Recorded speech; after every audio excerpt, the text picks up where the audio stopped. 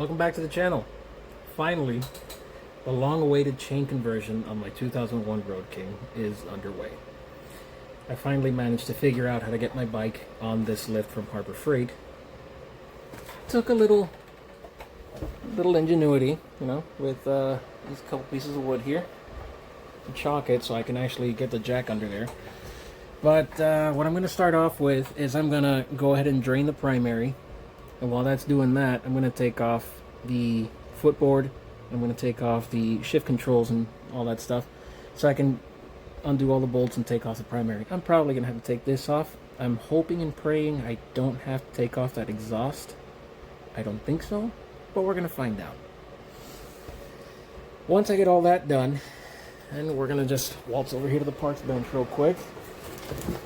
And this giant mess I got going on. And all the oil change stuff I'm going to throw at it in there. Here's a big old sprocket. I got all this from Vulcan.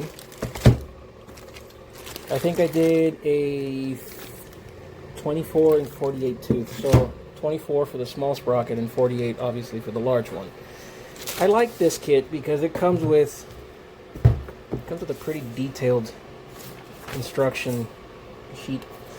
I kind of wish I had a second sheet going into further detail. I think this instruction sheet is meant for people that are more experienced in this aspect, but it is what it is. This is a learning experience for me. I will say this is the first time I've ever done a chain conversion on a motorcycle. This is the first time I've ever done. Look at the chrome on that thing. God, I can't wait. Yep, 48 tooth. There it is. So this is the first time I've ever done anything like this. My bike has been down for quite a few months, like 2 or 3, not a whole lot. Long enough for me to have withdrawals. So we're trying to resolve that tonight. So I'm gonna hopefully get all this thrown on there, torqued down correctly, and should be a party. By the way, if you're wondering who the hell Florida Hot Rods is, look up his channel on YouTube. He's got a lot of cool stuff. He builds a lot of cool stuff. Works on a lot of cool cars. Top quality stuff. That's the shop to go to. I took my car there multiple times, my 73, to get some work done. He did the vintage air kit on my car. It looks flawless. He also did some more engine work for me. I think he did the intake manifold on that car. So we did an Edelbrock chrome intake manifold on that car, along with a bunch of other stuff. I've had that car for 9 years. A lot of people have worked on that car. Hopefully, one day soon, that car will be finished. But that'll be for another video. So, for the time being, I'm going to go ahead and take that off, get this prepped to do all that stuff. And then I will investigate how to take this off. I've never taken off a motorcycle wheel before. This should be fine. This should go just splendid. So I've got the primary draining right now. Kind of got it propped up there in such a way that I can precariously balance it. Ay, coño. Okay, let's see what we got. Please don't be burnt. Oh, perfect. Can't see jack. That's good. Okay, this seems to be original Harley Davidson. That's nice. Can I get this seal off without breaking anything? Yes, I can, and coño, it doesn't look bad. Does not look bad. At least to my untrained eye. This could probably be replaced, but that's fine. I think I'm just going to reuse it. It seems okay enough to reuse. The previous owner did tell me he gave it a full service. He gave it a 3-hole service. Took his word for it, which is a little ignorant on my part, but I did it anyway because I was excited about just getting it back on 2 wheels. However, looking at that oil as it was draining out, it looks new. So the guy told me the truth. Just looks murky because this drain pan isn't exactly ready to perform, surgery or anything like that, but it looks pretty dang good. Okay, it's a good start. I know I did this a little backwards. I wanted to take the foot controls off first, but I got excited. I wanted to look in there and see how it was in there. it doesn't look bad. It looks pretty dang good. Granted, yes, I still have to take all this other stuff off, but so far so good. Primary's empty. I'm doing my best Don Bailey carpets impression. And I've got to take this off. Now, the kickstand has got these 3 bolts. And this one has a security nut. I would assume that these two have security nuts on the other side. But there's only one bolt, I think, that reaches here. Now, reaching said bolt is probably not going to be too terrible. Let's see if we take a look under here. I don't know if with these glasses you're going to be able to see them, but it's this bolt right here. Now, you really need a flashlight, but just take my word for it, yeah? And then we have a huge Allen key here to take off this whole assembly and facilitate access to take the whole primary off. By the way, man, this thing is dry. This bike has really good bones. So, I was mostly right. So, this screw, this large Allen screw, which is this big boy right here, goes right in here. You have to remove that. You have to remove the bottom one that I was talking about. Then you have to remove this one. Now I understand why they put the nut facing this way, because it's easier. So you get in there with a 13mm wrench on the back, and I believe this is a 13mm socket, yes.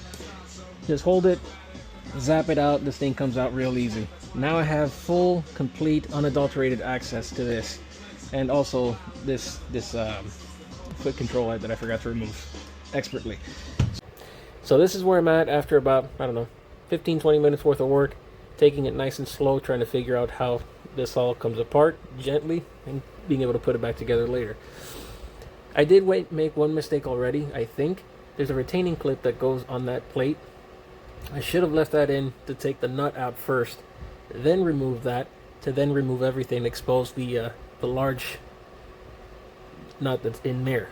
So I can go ahead and remove these two things. Whatever. Other than that, I mean, it looks super clean in here. I'm very, very pleased at how clean this whole engine and the whole bike has been. Really, like, yeah, it's got some stuff, you know, a few spots on the chrome there, a bunch of water spots there, some pitting, very minor pitting, but look at the block though. The block looks new. It's pretty crazy. I'm very happy with the bike. Alright, so we're at day 2. We are at day 2. And 4 trips to the auto part later, I managed to get the correct socket to take the damn compensator off. It's a 1.5 inch, in case anybody's wondering. This size, I had the socket laying around here. I'm not quite sure which one it is. We'll get to that when I start putting it back together. Before I started filming, I went ahead and undid the 2 bolts that affix the starter to the inner primary. The only thing that's left is to take off the center bolt for the Bendix. I gotta take all these retaining clips off. They're peeling back so I can get to the screws. Remove those, and then peel this whole housing off so I can go ahead and throw the sprocket in there and throw the sprocket in here. Now, figure I might as well take the time to give you guys a walkthrough of the bike. This is my 2001 Harley Davidson Road King. Haven't shown it on the channel yet, at least not fully. She's got about 11,000 miles on her.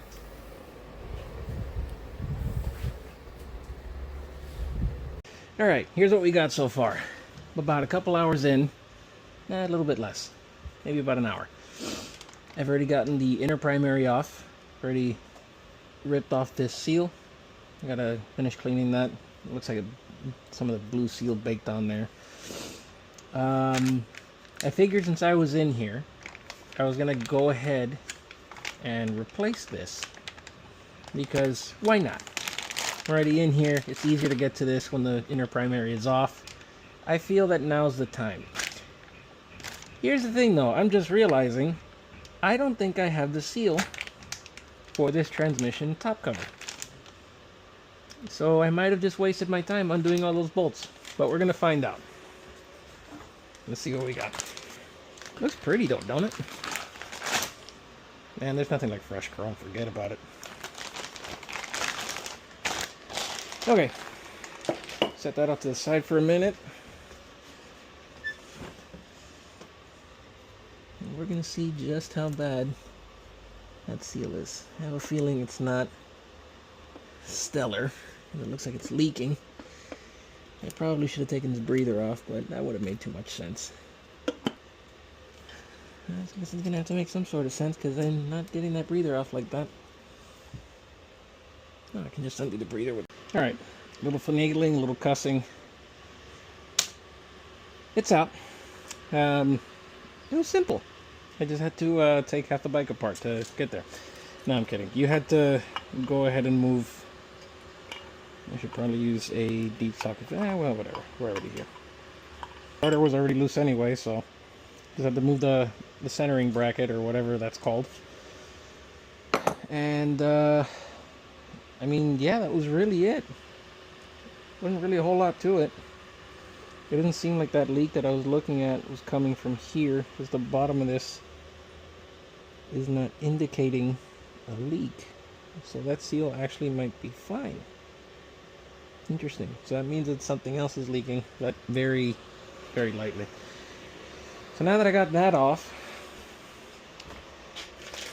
check this, trust but verify. Yes, yes, yes. Okay, cool. Probably wash my hands or wipe them at least with this expertly clean rag.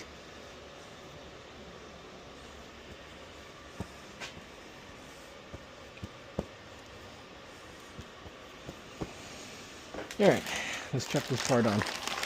I don't remember seeing Teflon on the sensor. I do remember seeing Teflon on this breather tube. I have to remember to put some of that on. Let's see what we got. So, set this bad boy down. Teflon.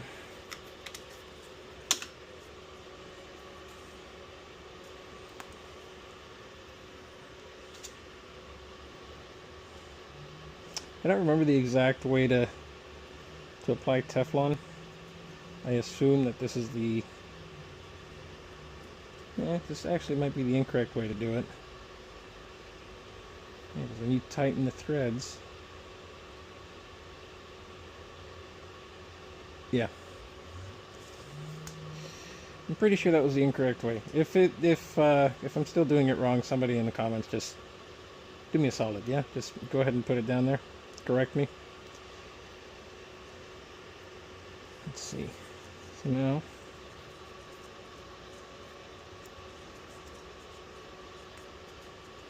Attaboy.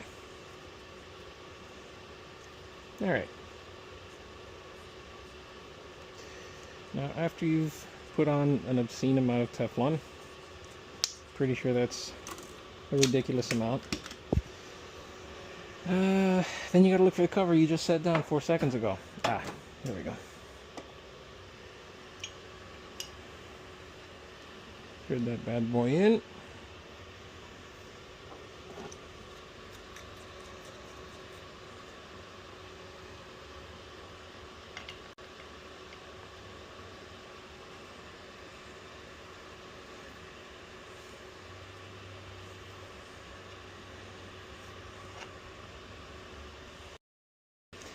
Okay, that seems about right. I don't know if the camera's going to appreciate that, but the end of this fitting is just flush with this channel. And then that open pore that goes into this vent chamber, or whatever, this vent tube. The thing, okay? Don't crucify me in the comments. Alright. Let me just chuck this thing on there. I just realized I probably should have marked which cable goes where, but that's fine. I will find that one out the hard way. And we'll go from there. Now, supposing it does have to go in a certain orientation. Sometimes these switches don't, but with my luck, they may. And I don't think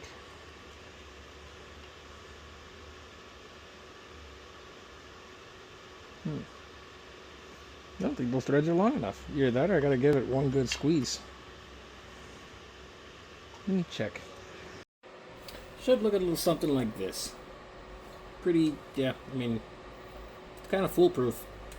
So there's the nut, there's the retaining nut, the retaining Allen bolt, sorry. And yeah, everything else is assembled. I got some notes so I don't forget what I'm doing as I go along. What I did was I backed these adjustment screws out a little bit so I can kind of scooch this forward and get the chain to a point where it's a little shorter and that it would tighten up once I set it back in its proper spot. I think that that's really the only step that's left before we can you know, do the thing, before we do the thing. So what's left right now, naturally I had to go out and buy more tools. So I had to get a chain breaking and riveting tool from Motion Pro.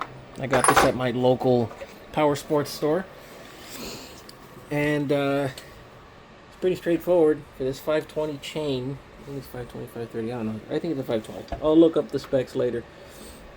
I just gotta look for the rivet that I marked earlier here. I believe it's that, yeah. So I gotta just grind that rivet head off. So this comes off. And then I can pop the master link in here. And also on this side. Then slap everything together.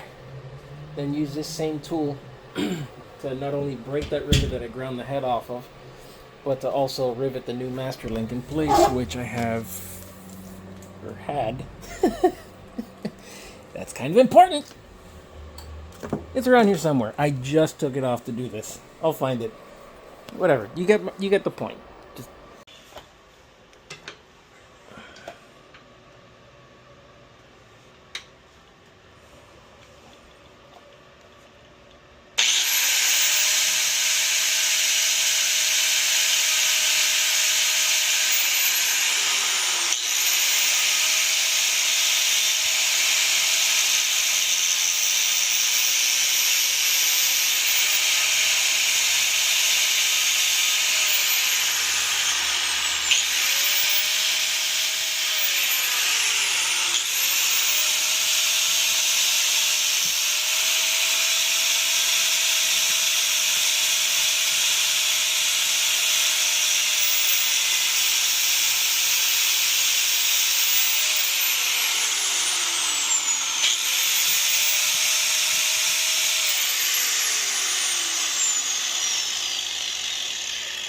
Alright, that was a lot easier than I was expecting it to be, but I'm pleasantly surprised.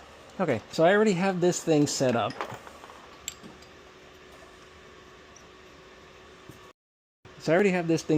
With the correct pin. Here it was telling me for, where is it?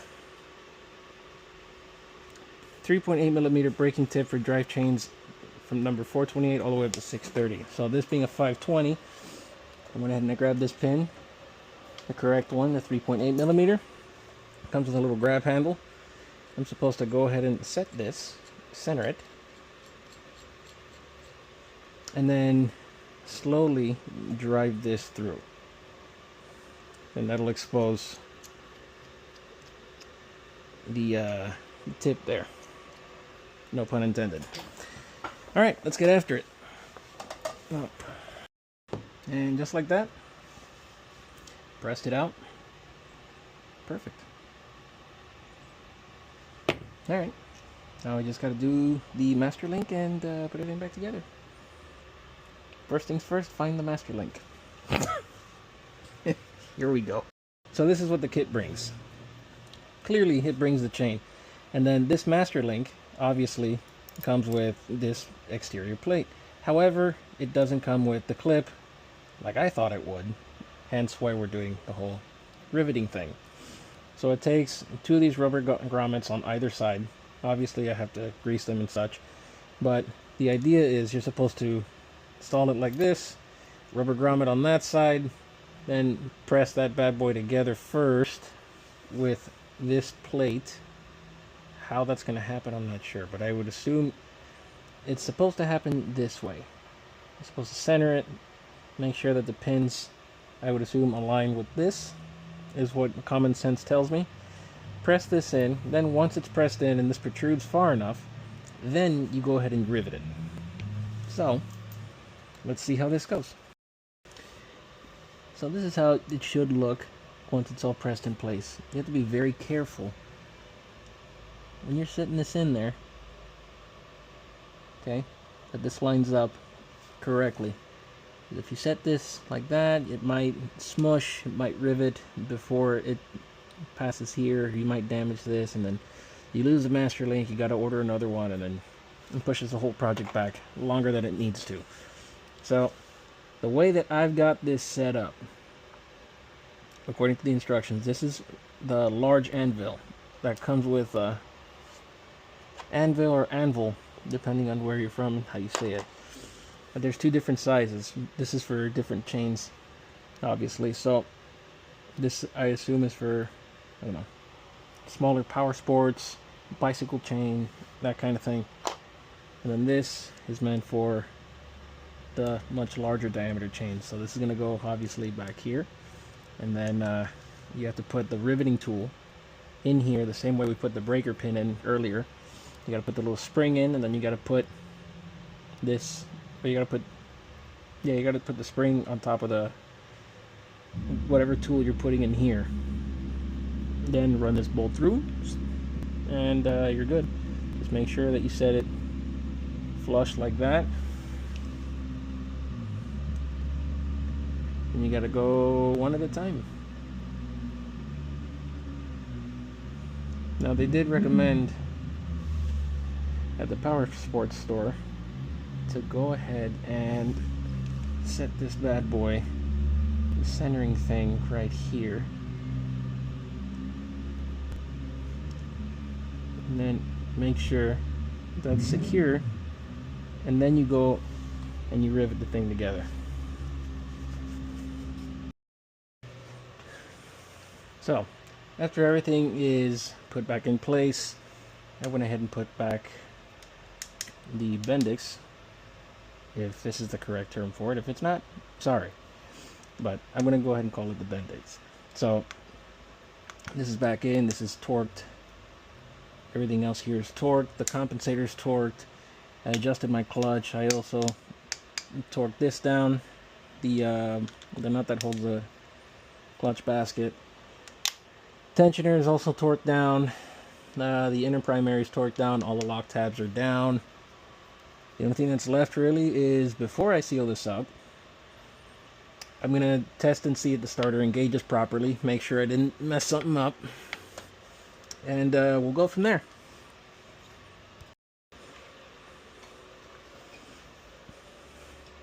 Okay, we're about to test fire the starter and see what we got. Hopefully it's not gonna make expensive noises. Don't mind the expert checklist.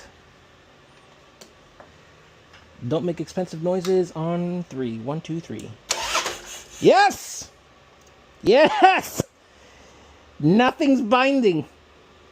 Thank God. Okay. Alright. Whew! Let's close up this primary, slap everything back together, take this son of a bee for a ride.